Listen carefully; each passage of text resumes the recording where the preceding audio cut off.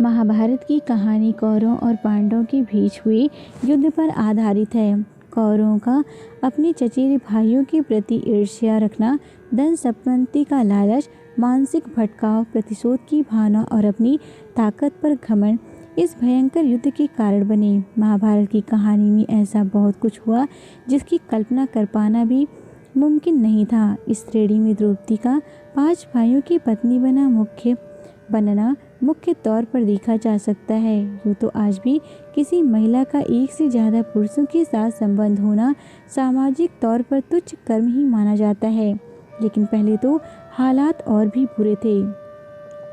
पुरुषों को तो एक से अधिक महिलाओं के साथ संबंध रखने या विवाह करने की इजाज़त थी, परंतु किसी स्त्री का इस विषय में ऐसा सोचना गुनाह था। ऐसे हालातों में द्रौपदी का 5 पतियों की पत्नी बनकर रहना अपने आप में एक हैरान करने वाली बात थी।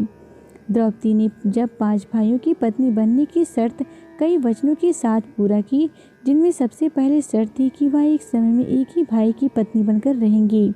यह सीमावधि 1 साल की होगी और इस दौरान अन्य भाइयों का उनसे कोई वास्ता नहीं होगा। विवाह के समय वेद व्यास ने भी द्रौपदी को यह वरदान दिया कि जब भी एक भाई से दूसरे भाई के पास पत्नी बनकर जाएंगी, तब वह अपना कौमार्य फिर से हासिल कर लेंगी।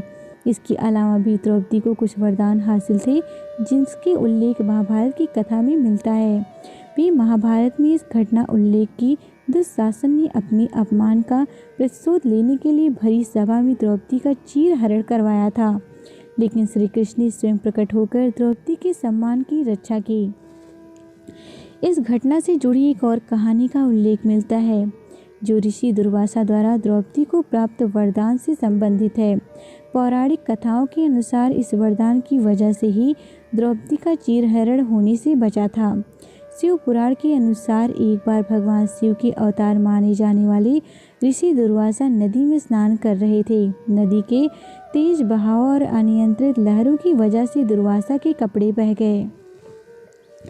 ऋषि दुर्वासा को परेशान देख उस नदी के तट पर बैठी द्रौपदी ने अपने वस्त्र को फाड़कर कुछ टुकड़ा दुर्वासा ऋषि को दे दिया। द्रौपदी के इस व्यवहार से दुर्वासा ऋषि अत्यंत प्रसन्न हुए और उन्हें वरदान दिया कि जब भी संकट के समय उन्हें वस्त्रों की आवश्यकता होगी, तब उनके वस्त्र अनंत हो जाएंगे। दुर्वासा ऋषि द्वारा दिए गए इसी वरदान की वजह से भरी सभा में जब दुशासन ने द्रौपदी का चीरहरण करने का प्रयास किया, तब द्रौपदी की साड़ी के कई टुकड़े हो जाने की वजह से उनके सम्मान की रक्षा हुई।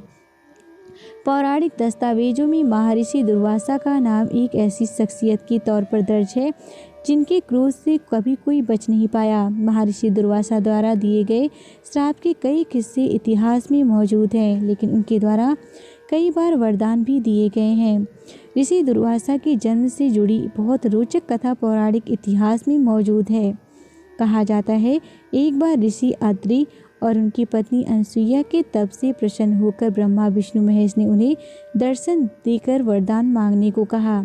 अत्रि और उनकी पत्नी ने वरदान के रूप में कहा कि वे तीनों उनके पुत्र के रूप में जन्म लें। त्रिदेव ने उनकी बात मान ली और चंद्रमा के रूप में ब्रह्मा, दैत्रेय के रूप में विष्णु और दुर्वासा के रूप में शिव ने अवतार लिया। दुर्वासा ऋषि का जन्म शिव की रौद्र रूप अवतार के रूप में हुआ था, इसीलिए उनका क्रोध शांत कर पाना वाकई कठिन था। हिंदू धर्म ग्रंथों में ऋषि दुर्वासा द्वारा भगवान विष्णु के अवतार भगवान राम की परीक्षा लेने की भी घटना दर्ज है। एक बार काल ने भगवान राम की वचनबद्धता की परीक्षा लेने की ठानी। काल ने ऋषि का रूप धारण कर भगवान राम से शर्त लगाई, जब तक तुम मुझसे बात कर रहे हो तब तक कोई नहीं आएगा, अगर कोई आया तो तुम उसका त्याग कर दोगे। ऐसे में ऋषि दुर्वासा ने भगवान राम की परीक्षा लेने के लिए चाल से लक्ष्मण को उनके पास उसी समय भेज दिया। लक्ष्मण की वार्तालाप के बीच में आते ही श्री राम ने लक्ष्मण को ही